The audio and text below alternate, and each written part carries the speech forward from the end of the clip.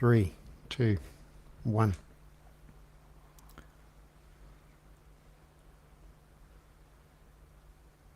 Tēnā koutou katoa. Welcome to the Tēnā Hoon. koutou, I'm Bernard. Bernard Hickey. Today from co-host Peter Bale's place at Hoon Bay. Yeah, it's looking very good to. It's very good to have you in my sitting room, Bernard, while I'm hiding in my little office. But and with Mrs. Lynn there as well, or Mrs. Hickey. Mrs. Lynn. That's exactly how someone in Singapore would have described her, Mrs. Lynn.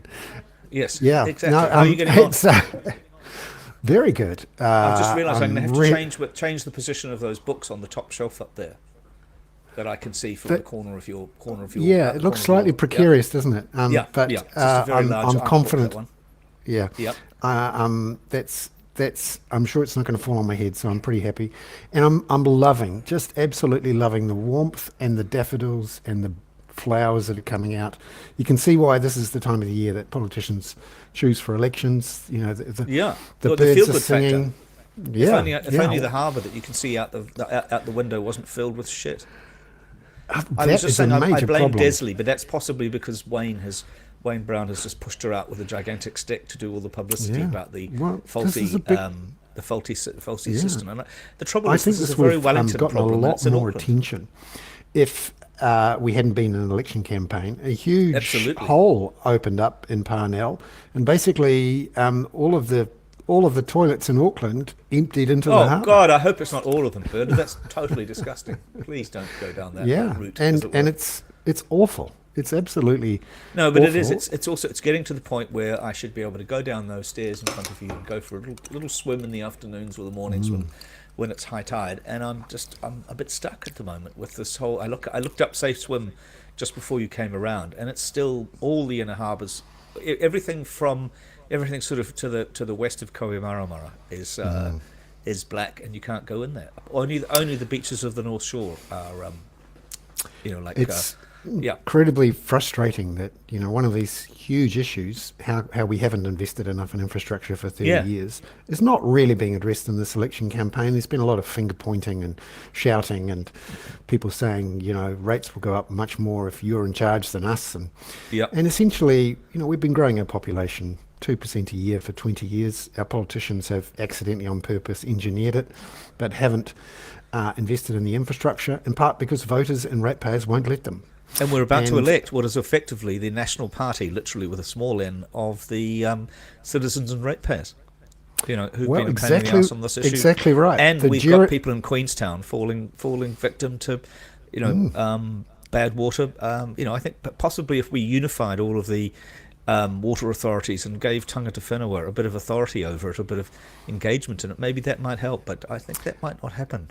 Although Yeah. I'm surprised that Bernard Hickey hasn't gone and done a project on what's it called, entities A, B, and C, which are working quite hard away in a little office in Auckland, big office in Auckland, which is essentially three waters. It's there.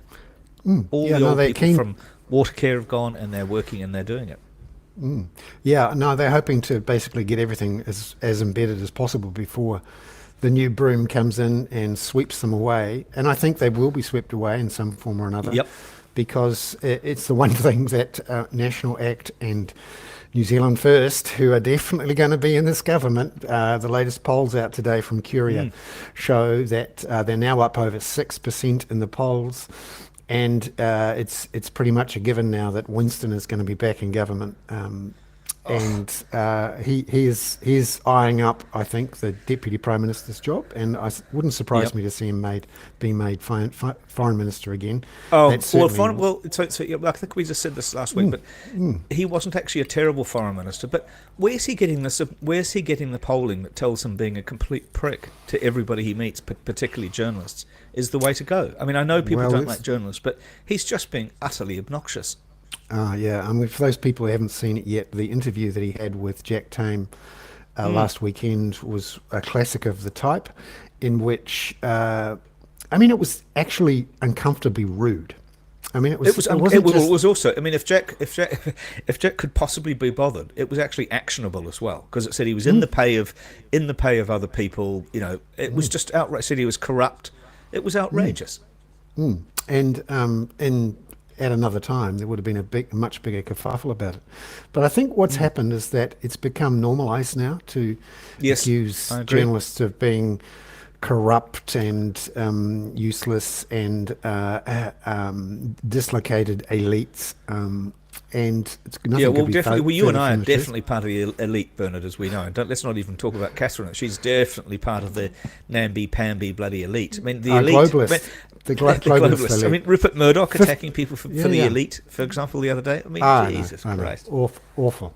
And the 15-minute city, global plot to take over the world. Global plot. Yep, global. It's the United Nations wants to take away our ability to walk to the grocers in 15 minutes. When I'm determined to be able to drive to an out of town centre and 20 minutes away in my bloody diesel car, my double cab Ute. Thank you very much. Double cab Ute, yeah. Yep.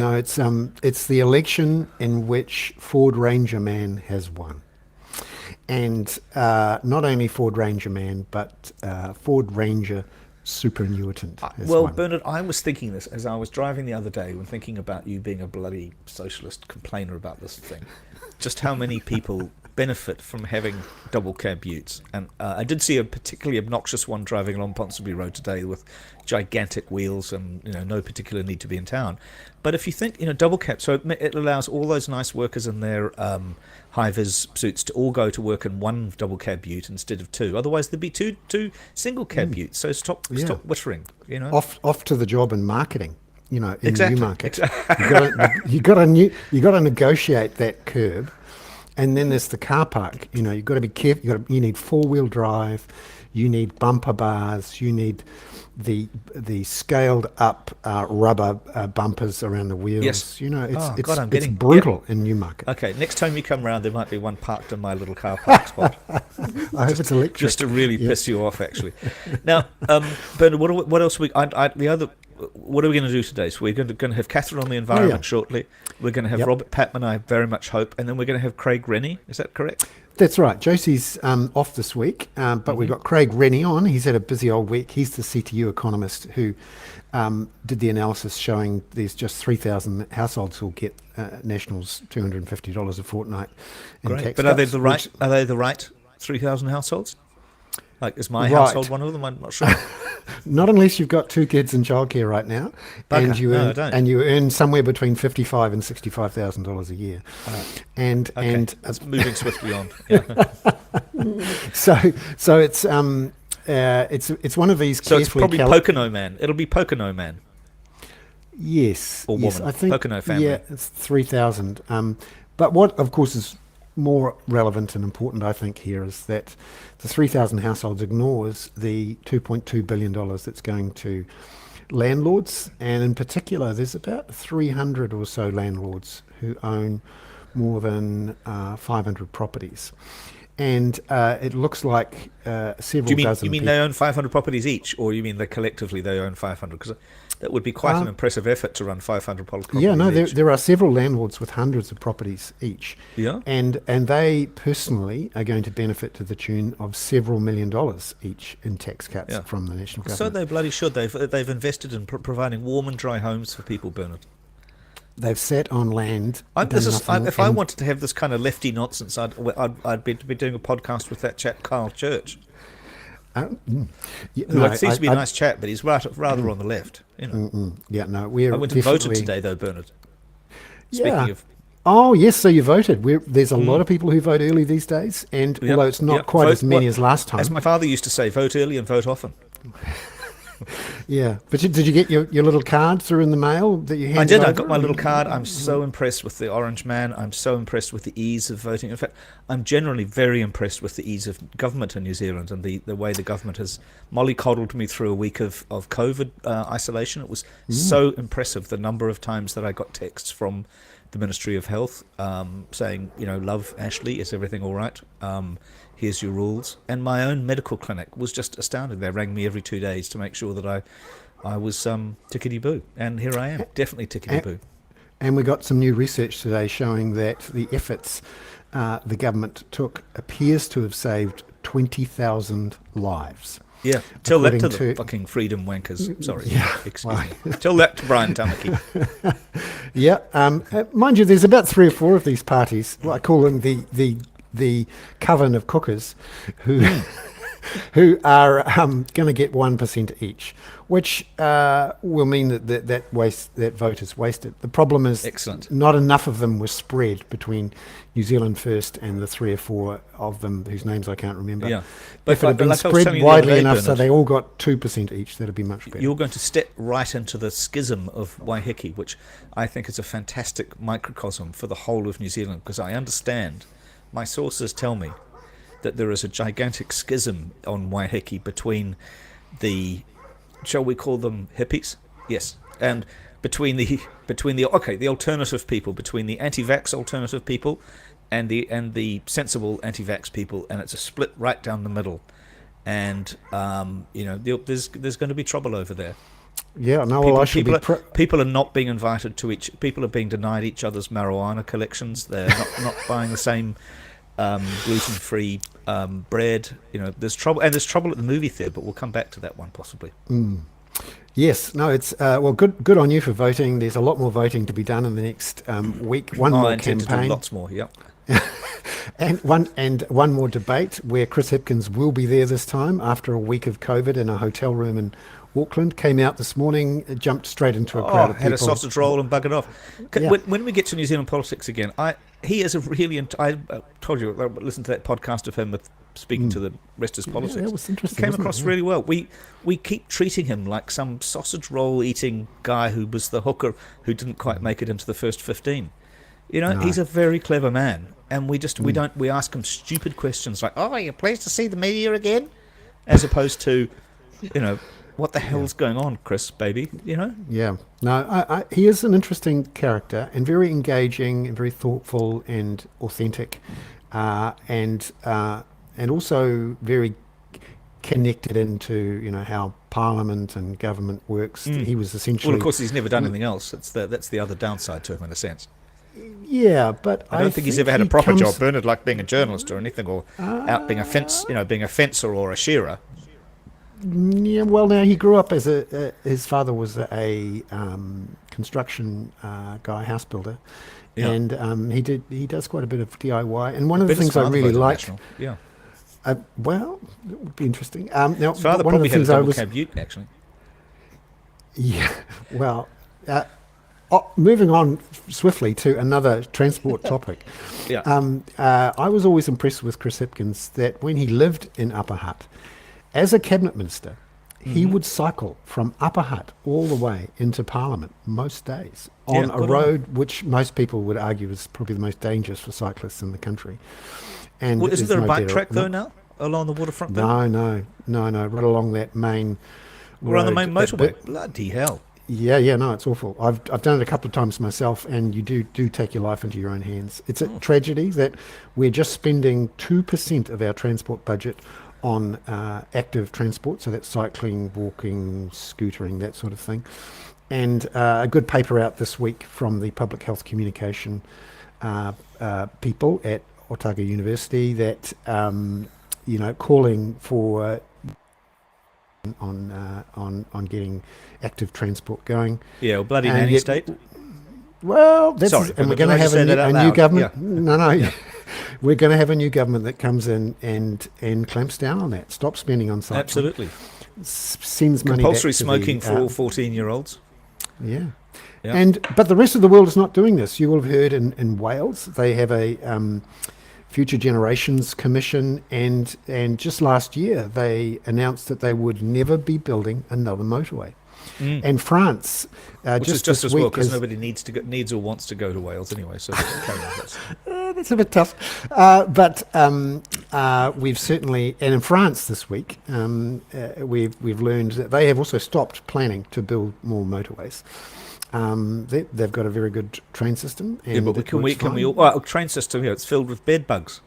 Speaking of socialism, I get bed bugs if I go on the bloody metro in Paris. It's disgusting. That was quite a story, wasn't it? Yeah, it is. It may also be mythical. It may also be mythical, I understand. Well, maybe it's a There are climate change pictures of thing, them, but yeah, I think it's climate change. Are you going to use that as a segue to talk to Catherine? This was a very successful segue, I think. What's the bedbug situation on Auckland Transport, Catherine? I've heard nothing. No, but this is one of the things with climate change. You do get new types of bugs and bugs in the wrong place and all sorts of pests and plants growing in various places. And we learned this week that September was the warmest month that the world has ever seen, and not just by a little bit. It was 0.5 degree warmer than the previous record. This would be like beating Usain Bolt's record for the 100 meters by running 7 seconds instead of 9.3. And it is something else. Catherine, you've been looking at climate for a long time. What do you think of these charts and numbers that were coming out in September?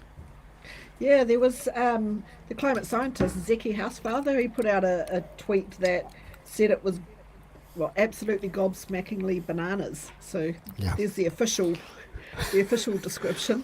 But I've been looking at these charts on this website called climatereanalyzer.org. It's out of University of Maine, and so they kind of show there's a whole set of charts on there that show ocean surface temperatures and air temperatures a couple of meters above ground level over the whole year, and then they also show kind of lots of years of history.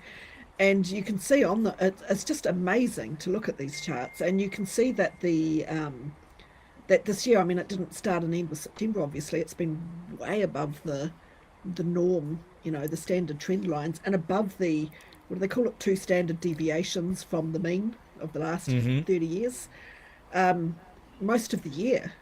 So yeah, no, it's amazing. It's an awful scene that we have of our climate appearing to tip over various points.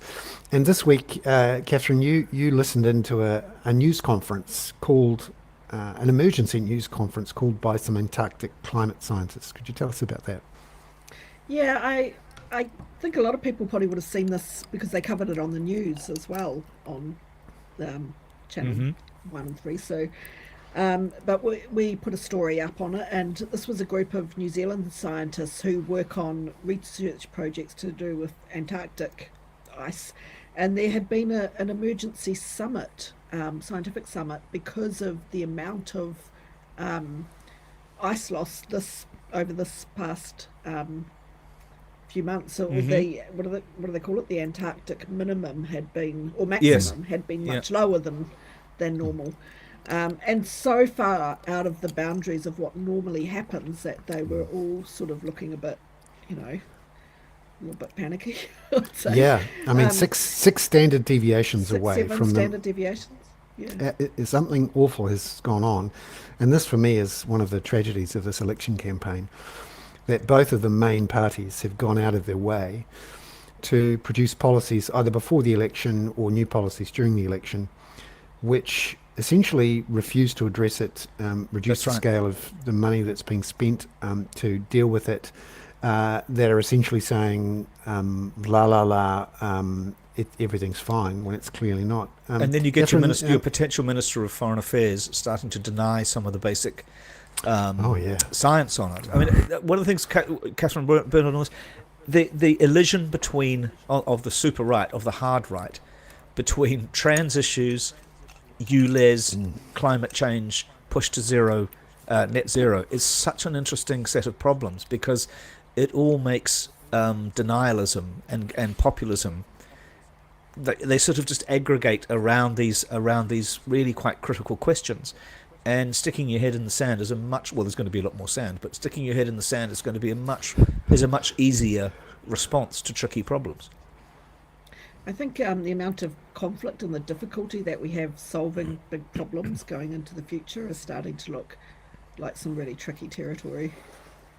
And particularly when you have nations and huge populations that are in conflict for things like water, and as the cost of living rises, as we basically scramble and compete for scarce resources, be it water, food, and of course now these critical minerals, which we now realise that we need to build all the batteries and all of the solar panels that we're going to need to have a chance. Yeah, It is the quite a economic thing. models. Yeah, the economic models always show, you know, GDP growth continuing on into the future for years. And so the assumption has been that people in the future will be richer than people today. And so they'll be more able to deal with these problems and we'll have more technology that we can invest in to do it. But it's looking more and more like, people in the future are not going to be richer than people today. If anything, they're going to be made poorer by the effects of climate change and That's sort by of the effects of frightening. resource costs. So their chances of dealing with things in the future is, I wouldn't say And it's higher. This is a and very, that's very gloomy Friday afternoon conversation. Can't we say Sorry anything about bloody it. positive? I mean, I noticed that the Auckland Rescue helicopter has a raffle, which I'll go and buy a few tickets for, of course, which allows you to win both an outboard motor boat and a double cab ute to tow it around. I mean, that's the kind of thing we need more of, is a bit more weekend Kiwi optimism. yeah, Yeah, more sand to I'm, bury your head in. Go for it. you need the boat to find the sand, and you need Off the to the double cab. beach. Yeah, yeah. Yeah. No, and just finally, Catherine, you're starting to hear some of the research that says our assumptions about what happens if we double the amount of carbon in the atmosphere, which is what we're on track to do. That the old assumptions that we'd get to 3 degrees or so may not. Yeah, I mean, this is a bit of a tricky one to talk about because there's been debates about climate sensitivity since there has been climate change and different people say different things about it. So I'm not entirely sure how much weight to put on this. They're talking about the the pathways that the IPCC have put up in terms of potentially where the temperature goes in the future, and the highest of those is starting to look less likely, so that's good news. And they may well revise those 4 pathways in the future down a little bit. But there's also this kind of whispering in the background that maybe, climate sensitivity might be, and this is how much does the temperature go up if you double the amount of CO2 in the atmosphere. That maybe there's some hinky bits in that we haven't fully accounted for. But like I said, it's hard to know how much weight to put on those stories because there has been so much debate about it over the years. And in the last kind of 5 years, they actually narrowed the bands of possibility and set it more tightly around the kind of 3 degree line, which is the middle one. But there is some interesting papers coming out. One of them from James Hansen, which is still being peer reviewed, so I don't know where that's going to drop out. But they were looking at the amount of sulfate aerosols. And one of the things that people have noticed is that since ships have reduced the amount of sulfates in their shipping and that they're burning for big freighters, and that you're getting hotspots in the ocean because those sulfates were reflecting sunlight, and so when they're no longer there you get more heat coming through, and that's kind of one of the issues I think that James Hansen has been pointing at, and other scientists have said, well, there's other things in the air that will reduce that are, that will have the opposite effect and will help to cool things down, and It's as long quite as an it's interesting balanced, idea, it's all Catherine. fine, but In a world where people are arguing about geoengineering to solve these problems, the idea that I think shipping accounts for something like 12% of global warming gases, and that sulfate one has been identified very early. But maybe that's an interesting thing to think about for the people who are advocating geoengineering. put We the pump all sulfates the stuff. back up there. Well, put the sulfates, but if you can But they're measure responsible that for kind of warming as effect, well, yeah, I know. Yeah. Yes, But- I think but we're there all are dealing some- with there are some- unintended consequences here, aren't we? Yeah. But there is some, proposals that are starting to bubble up around people, putting all sorts of particles into the upper atmosphere to do the reflecting, And the which, ocean. Yeah. yeah, and Absolutely. which would be one of those, last resorty type things where effectively one country makes choices for the entire world and just does it. an interesting problem. Catherine, thank you very much for coming on. Lovely to have you on. See you, and Catherine. See you later. Congratulations Bye. are in order, because this week was our most trafficked week on the website, the Kaka, and that the most people arrived, they looked at the most pages, and that was because of some Cool. extra climate material that came on this week. Thank you very much. Excellent. Catherine. See you, And a Catherine. guest post from Catherine Knight. Yes, Oh, yes, good. Those numbers as that well. was fantastic. Robert, Robert, how thank are you you? very much for. Hi. You've got your intellectual's bloody bookcase behind you, and I just noticed one of them, apart from that 50 of them are written by you, that there's one up there which seems to have Picasso's Guernica on the cover, which looks like a rather wonderful looking book. But Bernard will turn his thing, and you can see my books on my book, because Bernard's broadcasting from my front room today. Ah. So we show each other's books. Yeah, there you go. Yeah, exactly. That's a Yeah. classic Oh, wow. Zoom trope. Yeah, exactly, Yeah. exactly. I don't. Yeah. How are you, Robert? Are you? I'm fine, thanks. How are you doing? Been an interesting where's the week, isn't it? Where's the Patman worryometer going? Where's the It's like one of where's those the fire. Patman sentiment going? Yeah. Where Is we've it- been do you with have- respect to the election. Everything, the world, everything. Not to do with your 30 houses in Dunedin or your academic career, which we know is burgeoning. I mean, the You international. wouldn't think I affairs. supported a capital gains tax to listen to you, Peter, would you? With So, regard to the election, very interesting developments, but you guys know all this stuff better than I do. But I was just thinking, actually, given the volatile developments in the United States at the moment, I was just speaking to a German colleague today, and, I said to him, it would be a good idea for Europe and the rest of the liberal democratic world to prepare for the possibility that America may not be able to sustain its commitment to Ukraine.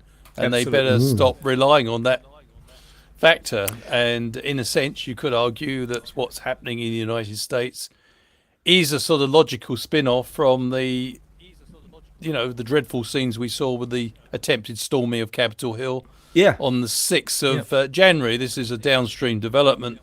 And there, of course, as Bernard was alerting both of us to, the fact that Mr. Trump now seems to be throwing his hat in the ring to become Speaker. Just when he can take up the position, given all his legal woes, be a bit of a part-time I haven't seen that on speaker. anywhere. I've only seen that on some ludicrous Substack. I haven't seen it on a respectable website yet. He News has website yet, said but- some stuff, and more amazing things he have said happened, some stuff. unfortunately. Yeah. Yeah, I but think that it would is- probably just about implode the party, actually, but that's another story. Yeah, but what's interesting about you mentioned Germany, and I think it is sort of, it's been one of those weeks where the underneath the support for Ukraine really started to crack and crumble a bit. As we talked about last week, the election of a pro-Putin, perhaps he is pro-Putin leader in Slovakia, and also obviously with the solution to the budget crisis in the United States being to not spend money or not send money to Ukraine. The other thing that's interesting about what's happening in Europe is the rise of the Alternative for Deutschland party to number 2 in the polls in Germany. They're obviously connected or funded. And great friends of Mr. Putin, Bernard. Yeah. Well, a lot And of this is investment's gone in by Mr. Putin in the past. So And he'll be he pleased played about a long that. game. Yeah, he played a Oh, long yeah. game, and it seems to be paying off there. Do you think that the support underneath Ukraine will be able to hold on? Well, it's very difficult to predict. Europe's facing, and perhaps NATO's facing, one of those moments which I think they've been anticipating in the post-Cold War world, although it may have come a bit sooner than some of us realised, whereby the United States, for domestic reasons, can't actually demonstrate international leadership. Now, we haven't got there yet, and I know a majority of Republicans and a majority of Democrats are determined to support Ukraine. And although Kevin McCarthy was ousted by what somebody called the Make Putin Great Again faction of the Republican Party, they're a relatively small number, but of course they don't hold back, and they're certainly getting a lot of support from the person they look to as their leader, which is Mr. Trump. But it is, an interesting thing. I was interesting today as the internal criticism of Olaf Scholz is beginning to really escalate. He's being referred to as Olaf Chamberlain. Scholz made a comment while in Grenada that he couldn't provide the Taurus missile because it would be an escalation. And of course that led to some furious reaction on social media, people saying that Scholz is completely muddled strategically. What he's saying is that Mr. Putin can the implication of what he's saying is that not only can Mr. Putin invade a country, he can actually determine the assistance that then goes to the victim determine of that the forces process. arrayed against him. Yeah. And one of the reasons that Mr. Scholz is very reluctant to provide the Taurus missile is because it is because of its the way it's put together. It would be a very, very useful weapon to use against the Kerch Bridge. And Mr. Scholz knows full well what a symbol that is for Mr. Putin. But again, Mr. Putin invaded the country. He should have to take the consequences. And I think he's going to have to back. My prediction is Mr. Scholz did a holding action while this furious domestic reaction started, particularly in the Christian Democratic Party. One of his first reactions was to say, well, we will make an extra Patriot missile defense system available, but I don't think it's going to stop there. I think he may well have to give way, but it's agonizing, and I think Mr. Putin will derive a lot of satisfaction from knowing that he's still got the capacity to effectively paralyze Germany's defense decision making. Yeah. It's very interesting, Robert. I wrote something this week for the spin-off thing, having listened to Stephen Kotkin, the very clever, slightly excellent. whiny-voiced American historian who's done an amazing double biography of Stalin. He's got the third section, the third volume's coming up, I think. The Death of Stalin. Yeah. Now that I've heard his voice, I'm just not sure I can read his writing. Stalin's successor, Putin. Yeah. But he's talking about the need for an armistice now, because he says that Ukraine has just lost too many fighting men. It's destroying the country. It needs to settle its situation with Europe, and that we should actually get an armistice, get talks going, and then concentrate on regime change in Russia, which is a slightly terrifying combination of events. And I not unreasonably, although somebody wrote to me saying that it was unreasonable, tying that to this question of whether the Ukrainians have got enough to break through. And of course they've done all of these spectaculars, they've done brilliant things, fascinating things, attacking the Kerch Bridge and the Black Sea Naval Command and so on. But they must be getting exhausted, both in terms of volume of people, and our friend, or at least acquaintance, and Phillips O'Brien, the military academic historian, was essentially making the point that, as was Kotkin, that the Ukrainians have been fighting with one hand behind themselves because of this idea of escalation, and even if they get F-16s now, they're then going to face the S-400 and S-300 Russian defences, which apparently F-16s have never in fact faced. So we just don't know. It'd be quite fascinating actually to see what will happen with a NATO quality air force going up against the Russian air defences and Russian aircraft. But in your very good article, Peter, you did quote Phillips O'Brien, and he actually disagreed with Stephen. Absolutely, yeah. And he I try to be reasonably fair. He basically implying that sort of analysis largely discounted the very real damage the Ukrainians have inflicted on the Russian military, and the Russian military is not in great shape. And the other thing here is we are very much looking at a conflict that's in play. None of us know the outcome. We may wake up one day and part of the Russian front has collapsed. The other thing you have to take into account here, and this has been pointed out quite strongly by Ukrainian military in the last 2 days, and something that my German friend picked up in the conversation today, is that they've had to remove, as part of their counter-offensive, hundreds of thousands of Russian mines. And he said it's impossible to have a lightning offensive when you're doing that. Plus, they haven't got an air force, or haven't got an air force that can dominate the Russians. So I still think this could. I think there's some twists and turns here. I don't think it's as Kotkin says. The other thing is, I don't think the Ukrainians are in any mood to make a deal with Putin. I mean, you just think of what Putin's done the last 24 hours. Absolutely. Yeah. He's killed 51 people in a cafe with a precision munition. All civilians are fair game as far as the Russians are concerned. It's going to be very difficult to say to the Ukrainians. The big question for me is whether other liberal democracies, including our country, which hasn't done enough compared with the Australians. The Australians are making Well, new again, drones has that been asked a single time in this election campaign? No. Is our defence and which country depends on the rules-based system more than any others? It's little New Zealand. And this is our fault too, because Bernard and I did talk about bringing in Jerry. What's his name from Elam and Christchurch, Jerry Brownlee. And we probably should have had the other future foreign minister. And I mean that will be an incredible sort of mud fight between Jerry and Winston Peters over the foreign ministry. But foreign affairs hasn't surfaced at all. The attitude to China has just been about, would you go in and support Taiwan? It's been ridiculous. But there was the bloody media. I think I did read recently that in the second debate they did touch on foreign affairs a little bit, and AUKUS came up, and also I wish we'd been able to touch on the foreign expenditure about John Key. Yeah, sorry.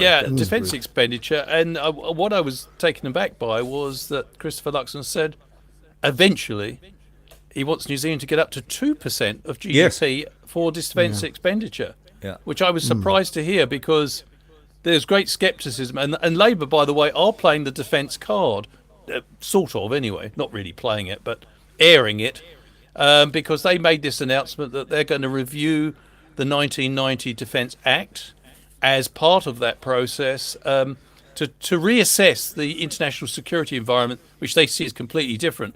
And they said only Labour can be relied upon to come up with a robust response to that environment, because they pointed out that they've increased the salaries of Defence Force personnel. They're also calling for the Remuneration Authority to include all serving people in the New Zealand Defence Force, not just the defence chiefs or chiefs of the various services. They want that so that all people can be properly remunerated, and as they put it, we don't get into a situation where once again we have retention issues. So it's interesting, but you're absolutely right. Foreign policy, security policy hasn't figured strongly, but there's a lot at stake for what's going on in Ukraine for New Zealand. Well, what can we do, Ben? Can we somehow address this on the? I mean, I don't want to tell you how to run the kaka, although I do have a column idea for you next week that I might even dare to write myself for the kaka. I would be very happy to publish it on the. Can we? Is there a way that we can somehow address this with a guest spot on any of these people, or do they just want to talk about co-governance? No. And after I've asked them questions about real estate and interest rates, we can talk about we can talk about that and double cab utes. Yeah, you can smuggle that in towards the end. And sausage exactly. rolls. But there is something live at the moment in this Foreign Affairs debate, which is AUKUS. And the debate is very active in Australia, where once the sort of, for the want of a better phrase, blitzkrieg of the announcement happened, and everyone thought, well, that's a done deal, there's nothing we can do about it now. There's a much more nuanced and active debate going on about AUKUS. Tell us about what you're hearing. Yeah, that's something I picked up when I visited Canberra a few weeks ago in mid-September, and that surprised me because I had assumed from a distance that the rubbishing of Paul Keating by the political establishment in Australia was widely supported by the think tank community and also the military, but in fact, just the opposite. In fact, quite a few people in the military were saying Keating's got it right. This is another analyst from the Lowy Institute said, we're putting far too many eggs in the American basket. And the other thing that really worries the strategists and the military thinkers is the fact that AUKUS, they're having to restrain their current military expenditure to accommodate this huge single biggest item of expenditure in national security history for Australia, which is the nuclear power submarines. And there's one, and it's pointed out to me, all this restraint is occurring in the name of coming up with more credible counterweight or countervailing capabilities to China, but it only starts in 8 years' time. Meanwhile, China, he said, is creating a window of opportunity for China. The other concern that we haven't discussed so far, though, Bernard, is that there is also another concern that given the pace of innovation in the defence area and other areas, quite frankly, there is the real risk that Australia will be spending a lot of money on military capabilities stretched over 30 years, which may not be so applicable when they're actually deployed. Somebody pointed out that you may have a swarm of drones which may be able to seriously debilitate and undermine nuclear power submarines when they surface and things like this. There may be underwater capabilities, underwater drones that can attack nuclear submarines and incapacitate them. So there's real, what I picked up when I was in Canberra was real anxieties that Australia had made a massive commitment without thinking it through. And there's also real worries about what we just spoke about, the American situation, the political volatility. The Australians are no more keen than New Zealanders are on Mr. Trump coming back to power. And because you're essentially writing a $100 billion check or whatever it is to back up a government run by Donald Trump. Yeah. So it's I think it is a very fluid situation. And also one. And Robert, you're most welcome to stay on while we go into some domestic politics with Craig Rennie, if that's all right, because you did a marvellous job of it last week, and we might bring Craig in on foreign affairs next time. G'day, Craig. It's Peter here. That is well beyond my. Oh, this is what I like. We've got 4 white men. This is excellent. Good. This is my kind of. this is the definition of a podcast. Bernard and I are going up the road shortly, and he's going to put something black on, and we're going to go up the road and hang out and have a beer with a whole bunch of other white, slightly grey-haired old men. Sure, Boomers. and we'll pay Not that twice as much. You look as though you're too young to be a boomer, though, Robert. But I mean, Craig. But I suspect the other 3 of us might be in that territory. Yeah. Well, thank you very much for coming along, Craig. And Josie is away at the moment, but I hear that you've been hanging out in the same places, thinking about the same things, international development and various things. But this week, you've had a heck of a week analysing the National Party's tax cuts plan and surprising everyone, I think, by coming up with the actual numbers showing just how few people will actually be getting the full $250 a fortnight carrot that's been dangled in front of the population. Tell us about why you decided to do the analysis and how you came to that result. So you're absolutely right, Bernard. There's been a lot of loose language around what people will get. There's a lot of use of average, sort of just left hanging as a statement, and so just running the back of a cigarette packet calculations that you do as an economist on a day-to-day basis, if it was an average figure, then on the 1.6 million households, then that tax bill would be $21 billion. That can't be the case because we know that's not the right number. So as a consequence, that average has to be hiding something. It has to be really hiding some numbers underneath. And when we took apart that number using the publicly available data, it very quickly became apparent that the number who would receive the claimed $250 per fortnight payment got progressively smaller and smaller and smaller. So we start off at the beginning, 1.614 million households in New Zealand, in the Household Labour Force survey. Then when we asked the question, well, how many of them have children in? On that basis, then that's 467,000 households. Then when we said, well, how many of them are actually paying childcare costs on that basis? So 135,000. And then when we maximise the number that could be paying $300, it turns out it's 35,000.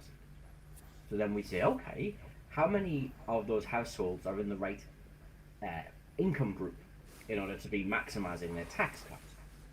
Well, that then takes you from 35,000 down to 6. But then you need two adults, both adults, earning the right amount of money in that household. So we very generously then said, well, let's assume 50% of all of those people are earning the right amount of money in that target group. It then becomes 3,000 households. So 3,000 is likely an overestimate of the actual real number of households that are there. But let's say we're wrong. Craig, could we ask you to come just a little bit closer to whatever you're using as a mic, because you're a little bit quiet. Yeah. Go ahead. It's the second time in my life I've been told to talk more loudly. And the first time was actually on the show. So 6,000 households who earn the right amount of money. When we make an assumption around how many of them have both the right amount of income in order to maximize the tax allowance, you end up with 3,000 households. 3,000 households is very likely an overestimate of the number of households who will get the maximum 252. Yeah. But Craig, I know you're an economist rather than a politician, but you're I mean, I'm sure you chose that picture of Christopher Luxon that the Council of Trade Unions put up and everything, which is an excellent picture of Luxon or Luldoon, but Luxdoon perhaps. But I'm Craig, sure the CTU has some AI which selected the picture. Yeah. But Craig, nobody gives a shit, do they? They just want to hear the word tax cuts or the two words tax cuts, and it's all just tax cuts, and it's about finding what they used to call in England clear blue water between the two parties. It doesn't matter that there's only 3,000 people going to be affected by it. It's that there's a difference there. Because I also noticed Luxon the other day doing the classic thing, which I'd love you to address, which is the idea that there are various people in the Labour Party, surprise, surprise, who would quite like a wealth tax, and so he was saying, they'll roll Hipkins and have a wealth tax, when we know that large numbers of people will vote against their own interests. So I'm not, you know what I mean? It's the wealth tax is very much in people's interest, even if I disagree with Bernard's view that the government will spend it better than I would. But it's just the idea of a wealth tax, and I'd like to be wealthy, and a wealth tax and tax cuts, and I'd like my tax cut, please. Well, perhaps I'm just it's just my nature, Peter, but I'm slightly less cynical than you. I think people. Jesus, steady on. Yes. I think regardless, we have a responsibility as people who know things and have this information to put it in the public domain. What people do with it, it's up to them. Absolutely. We have a responsibility to make sure that when people go to the polling booth and they go to the ballot box, they have as much information as possible. Again, what they choose to do with that's entirely up Jesus, to them. who do you think you are, a journalist? That's what we do. Hang on. Well, the sad thing... But it's true. But it's absolutely true, Craig. No, wait, listen, but it's absolutely true, though, Ben. And are you disappointed sometimes with the standard of the... you put this kind of stuff out in the public domain, and then it becomes argy-bargy and sausage rolls? No, because it's inevitably going to be argy-bargy and sausage rolls. That's just politics. My job isn't to criticise the media. My job isn't to tell the media or journalists that they've got things wrong. My job is to convince them that my numbers are right. And so, in terms of what we're doing, we put out some numbers. We backed up our numbers with evidence from official sources, and then we provide a story as to how we think we've got to the place that we've got to. That's our job. How then journalists choose to use it, I can't predict. But actually, more importantly, it's up to people to interpret themselves, because they don't just take the information of journalists valuelessly as well.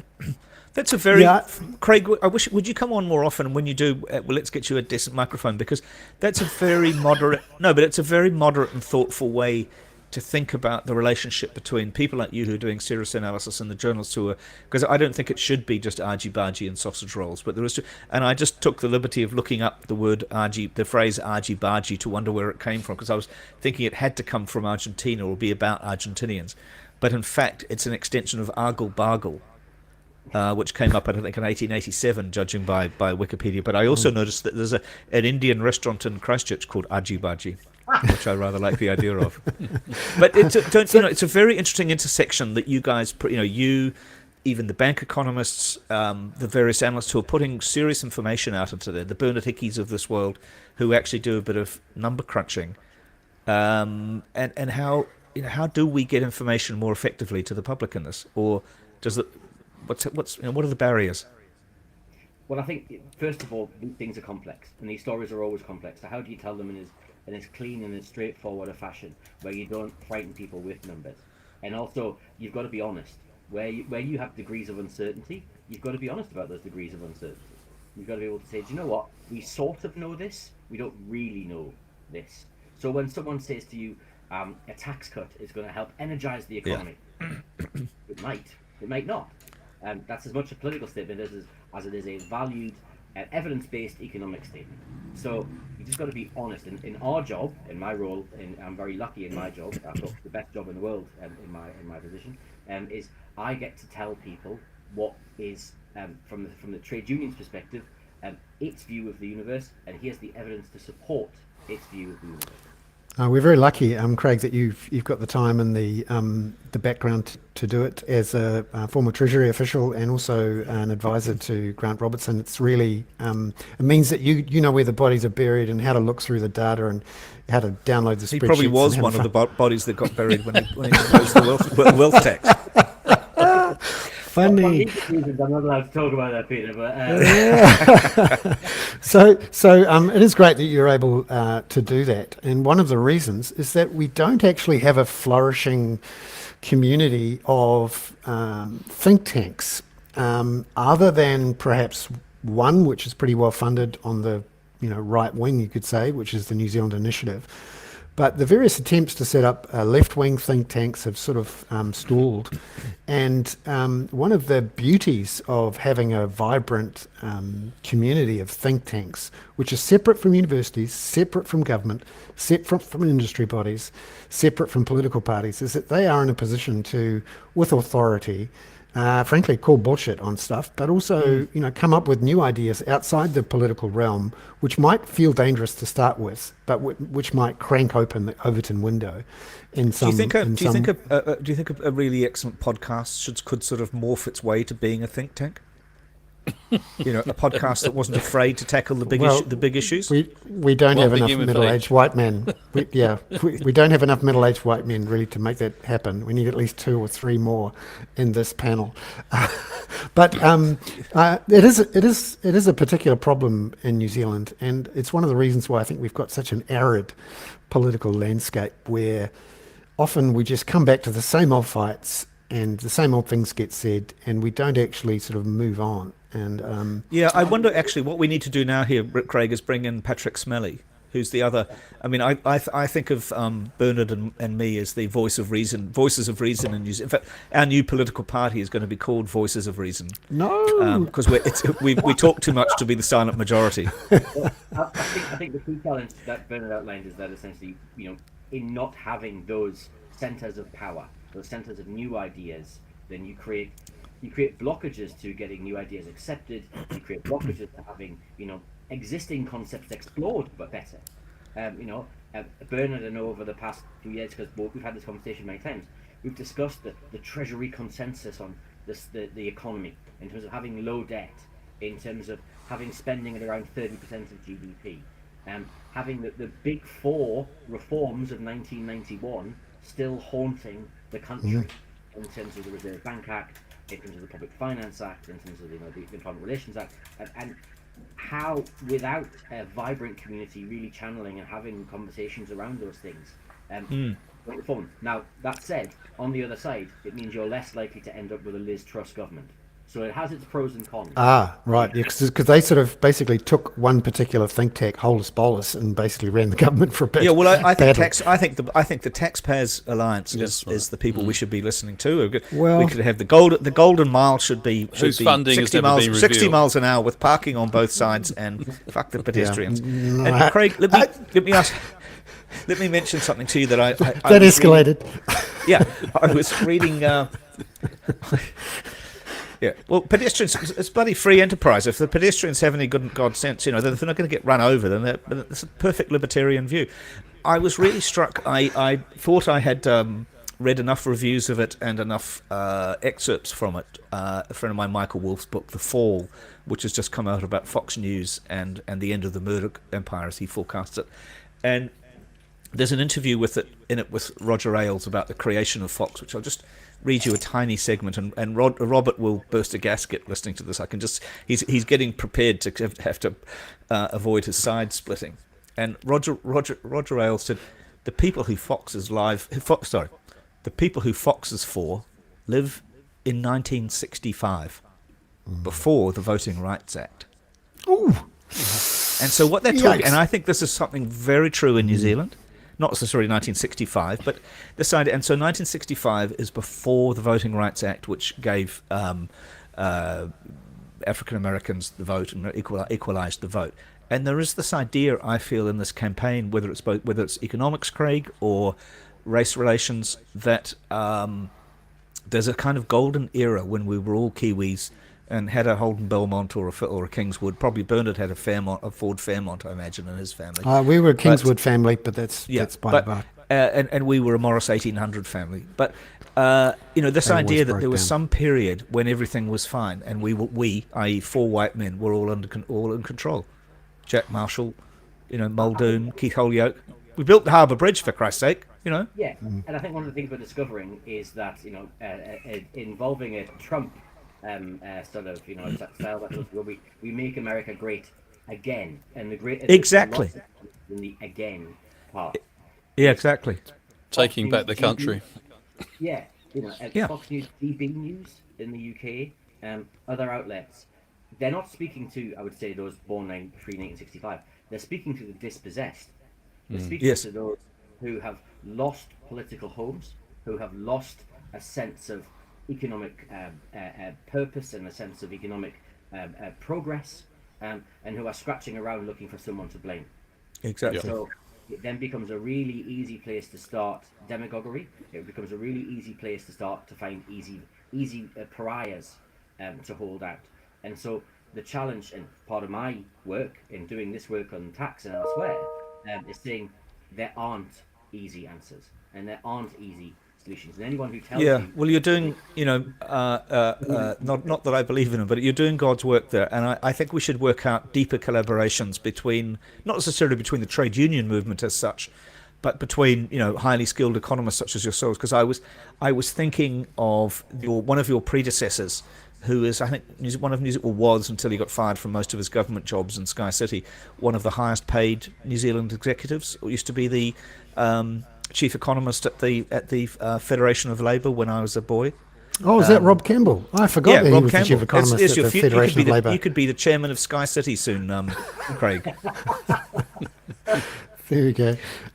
Lovely to have you, Craig. It's thank you very much for being on, and also thank you, Robert, for coming on to the show. In many ways, actually, what we're all doing is providing a bit of sort of independent think tanky type stuff, and I think what Robert and many other academics do is just amazing. Yeah. In what we need to do, Bernard, is what we do is think tankery without the responsibility.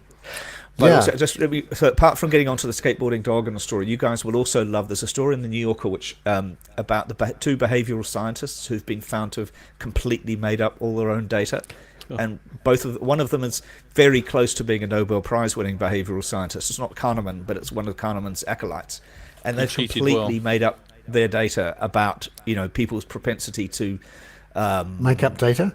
Exactly. And people have built nudge units and everything entirely on top of it, and realise now that it's total bollocks. So I think we need more economists and fewer behavioural scientists. Well, we have a very famous example in fiscal policy of Hoff and Rogoff, basically, who said that when economies reached around 80 to 90% debt to GDP ratios, you always had financial collapse. And they went back in time and showed that this was a repeated story over and over again. Whenever an economy reached around 80 to 90% debt to GDP, their economies would sink. Yeah, well, Bernard has a podcast called "When the Facts Change," which is from supposedly from Keynes, but I think I've discovered that John Maynard Keynes didn't say it. But I was listening to another quite good podcast the other day where somebody says, as Winston Churchill said, "When the facts change, I've changed my opinion." Yeah, So but the thing is, But Rogoff and Reinhardt and Craig was about to come to the point, which is they made this recommendation and immediately after the GFC, and for 10 years, a big chunk of the world basically used that as an excuse for the most awful austerity programs, which have led to many of the political problems, economic problems that we've got now. And what was it? There was some sort of spreadsheet problem? Is that right? Oh, yeah. And which was discovered by a New Zealand researcher. Yeah. And it was a spreadsheet error, which basically meant the cells were pointing in the wrong direction, and so when you corrected for the error, the correlation disappeared. Oh, no. Yeah, but Craig, so did I interrupt you then? I do apologise, because normally I only interrupt Josie. I only interrupt women usually. So I'm very. Oh, glad no, that I think we've all been well an equal interrupted. opportunity. So shall we do the skateboarding dog? Shall we do the skateboarding dog? Then? Skateboarding dog. Yeah, thank you. Yes, please. One of my favourite stories of this week of the week was the Phillies football stadium declined to let a 5-foot alligator be brought in on a leash as a comfort alligator. Like a comfort animal. Yeah. Yeah, which reminded me of a thing my father used to say as a classic dad joke, because my father used to like word games of allegations have been made and we intend to find the alligator. Oh, that's good. So what was the headline of the story? Oh, yeah. See you later. Good fun. Dad jokes galore. Hey, wonderful to have you all on. Get some black on before we get up to George Road pub. Ka kite anō, everyone. Have a great weekend. See you later. Bye-bye. Thank you. Thanks. See you. Good weekend. Bye-bye. Bye.